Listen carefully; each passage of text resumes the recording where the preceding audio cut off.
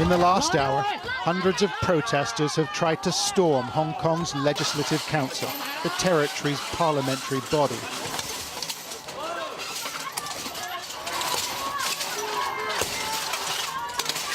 With no police in sight, they grabbed rocks and steel barriers and attempted to ram their way into the building. The assault lasted 10 minutes or so. Some participants claimed revenge after barricades were removed by the authorities on the main protest site earlier in the day.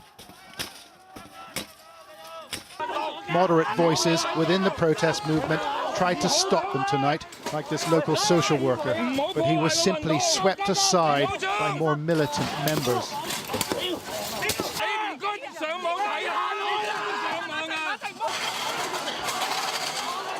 Eventually, the police arrived.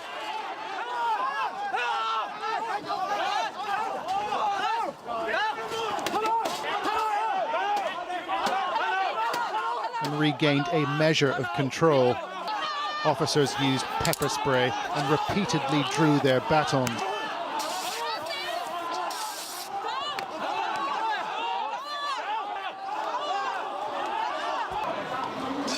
A small number of students have been injured in the clash.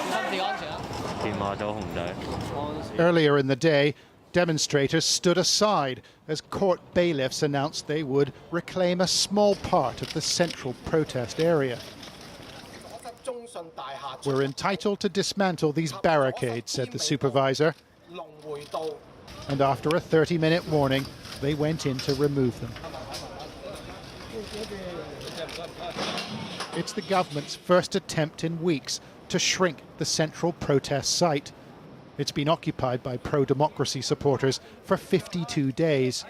And they started slowly with a legal injunction that applies to the edge of the area. But there were several warnings from the youthful demonstrators. If they're going to touch sort of any area outside of what was agreed upon, then there's going to be resistance. The clearance operation soon descended into chaos, with a dispute over what part of the protest site could be cleared. Student leader Joshua Wong chased the bailiffs into an office tower. "Answer my questions," he demanded. The court officials tried to shelter in an elevator, but there was no escape. Still, government leaders say the demonstrators have to go. Their occupation has damaged the economy and the city's reputation. But the protesters aren't listening. In fact, they're digging in.